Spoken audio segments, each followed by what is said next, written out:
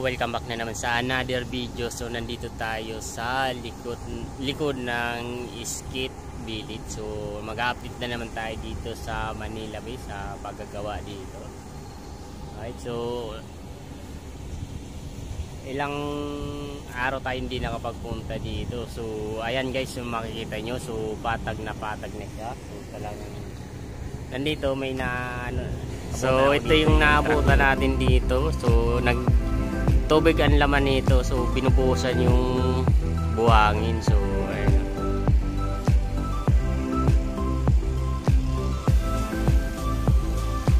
patras yung takbo niya.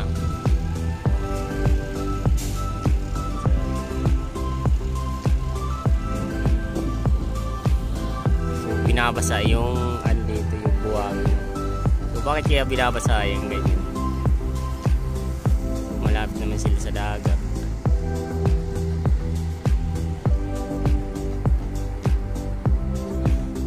Ay, so dati pagpunta natin dito, so ito wala pa tong mga so mga bakal yan, mga tubo, malalaking tubo to.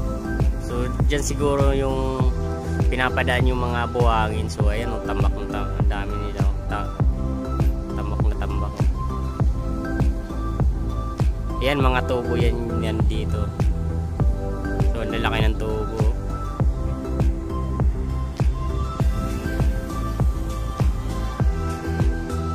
Tapos doon naman sa dulo, so medyo mataas na yung buhangin, no? So di na makita yung seaside, sa MOA seaside. So yung building nito, so nasa kalahati na yung taas niya. So siguro nasa kalahati na sa building.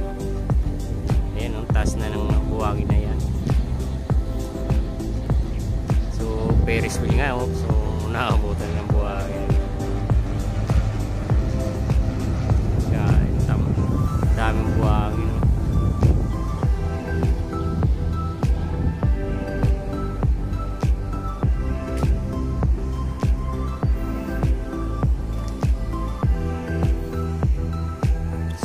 Gumagawa naman ng mga loader. So nandun naman sila sa kabila, sa dulo. So di natin makita. So punta natin dun sa kabila. Busy sa paglilinis ng swimming pool. So yun, tambayan, mga tubig yun.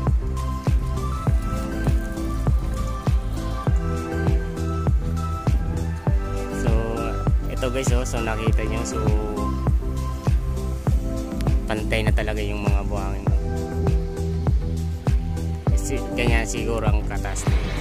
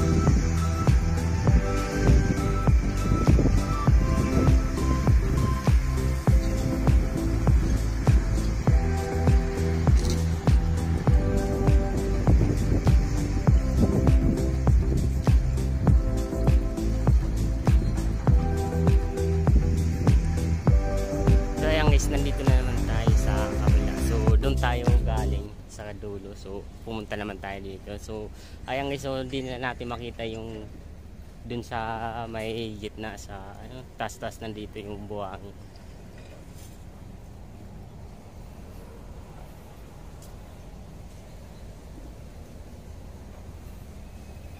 So ang dulo talaga nito hindi mo na makita. Puro buhangin na lang makikita mo dito. Alright, so maglakad-lakad na naman tayo dito. So day off ko ngayon, so ngayon makapunta ako dito. So may dito naman sa dulo nito, so may gumagawa pa dito ng bako. So kinakahig niya yung mga buhangin. Sayang isod. Dito makita. So lapit-lapit tayo po.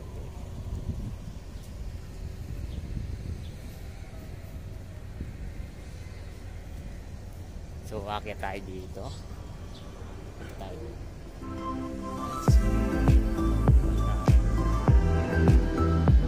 Walang katao-tao dito, so medyo mainit na, kaya walang tao dito sa labas.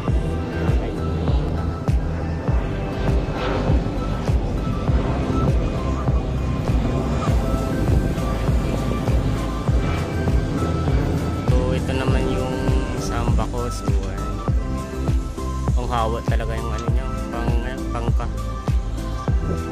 pangkawit niya.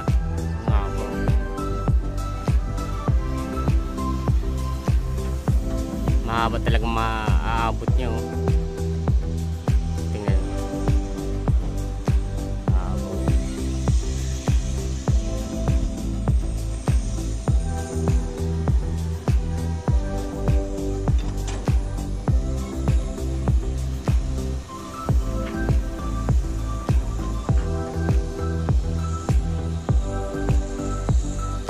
Abot na abot sa ano.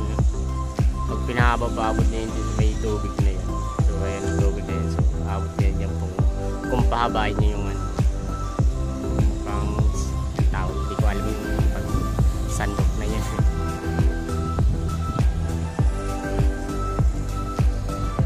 Ito naman sa taas, may ano naman. So ito naman tinutulak yung buhangin. So papunta dito sa may sa isang bako. Tutulak niya dito sa may gilid. So, yung isa ito.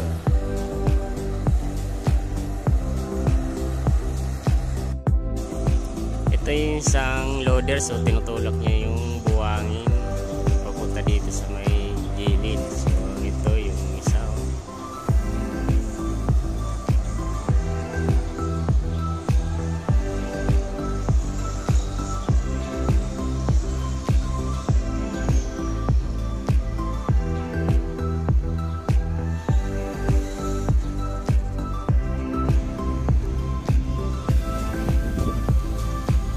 So ito pala, so tataasan pa pala to yung buhangin na to. So papatungan pa ng ano, yung lupa. So ang taas daw niya, sabi daw ng may tinanungan ako dito ni isang mama. So ang taas daw nito, yung level nito hanggang dyan sa may kulay-pula na yan, parang mga may mga bandera. So tataasan pa daw yan. So tatambakan pa ng mga lupa. So mataas talaga. Ito pa lang yung ano, puro building pala to yung gagawin dito. Alright, so punta tayo dun sa may taas.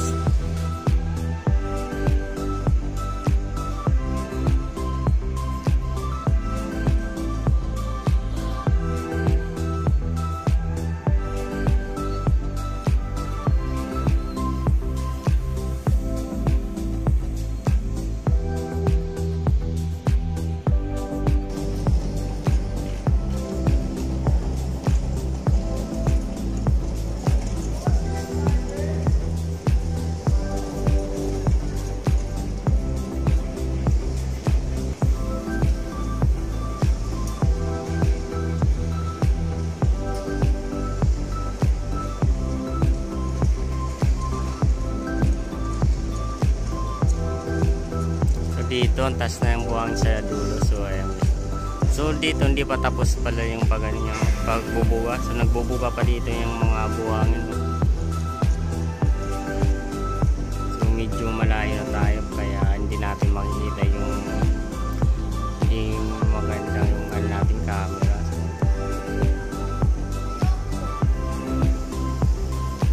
Tuloy-tuloy pa rin yung pagbubuga niya ng buhangin.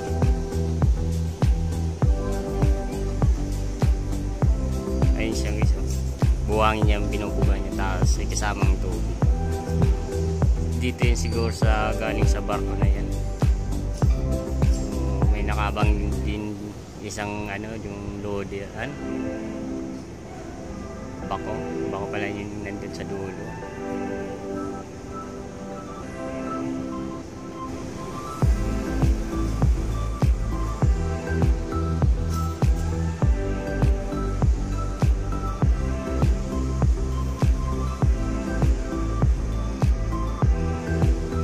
Ito yung bumubunga pa ng buhangin.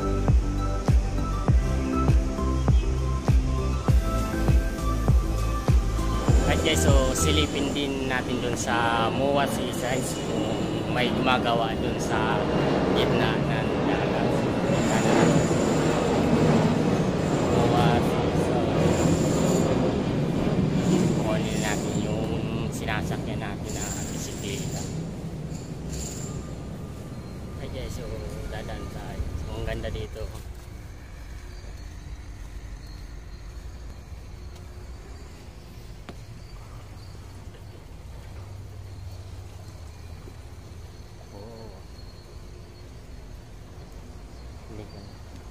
Ano to, sir? Paliguan to? Paliguan? Hindi.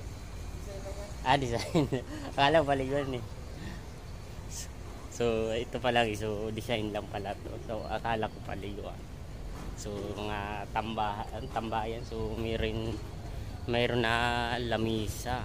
So, ito, yung lamisa nasa babaas po may mga pwede kayo dyan mag-inom-inom. So, pumunta dito.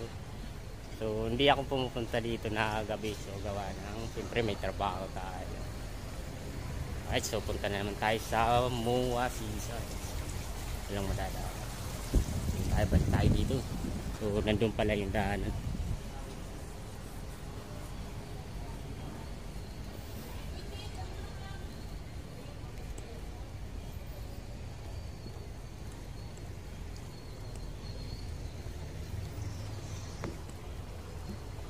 So, tingnan ako.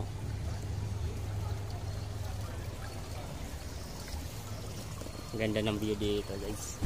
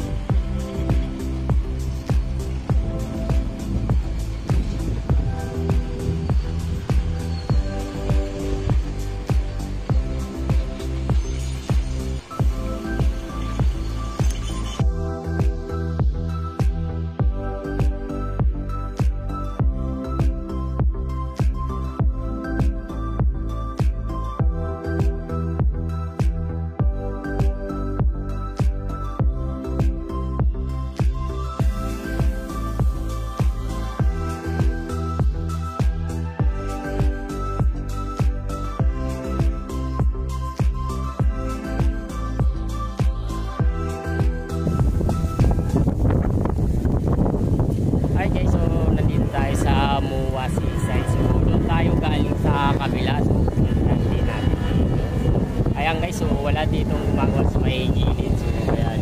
So, nandun sila sa may gitna. So, nagbubuhos ng mga buhangin. So, di natin maabot ng camera. So, medyo malayo na sila. So, nandun yung mga barko.